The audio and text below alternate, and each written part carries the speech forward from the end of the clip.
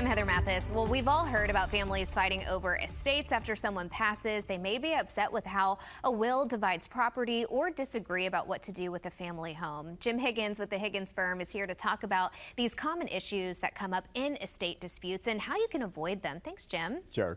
All right, so what kind of disputes do you see most often that come up when it comes to these estates? Yeah, I was meeting with our estate litigation team, and inevitably they say, the two we see most come into the Higgins firm are one, a suit for partition, and that's basically where somebody leaves all the kids, the family house, the lake house, the farm, and you'll have some kids that might say, oh, I don't want to sell it, I've got memories there. You'll have others that say, oh, it makes me too sad, I want to sell it, and they can't agree, and unfortunately a lot of times they have to hire our office to do a lawsuit to force the sale of that property.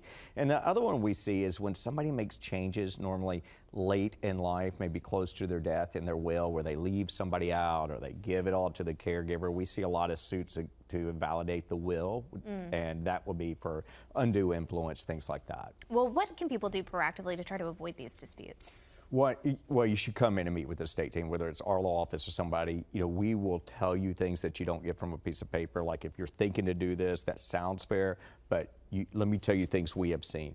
Communicate with your family, let them know what you're doing, let them know why you're doing it, and kind of work through those issues on the front end, because what we want to leave as a legacy is a loving family and all our kids together, and to keep having Thanksgiving, so you don't want to do anything that risks separating that. All right, got to get in touch with the Higgins firm just to be safe. Thanks, That's Jim. Thank you. For more information, you can visit thehigginsfirm.com.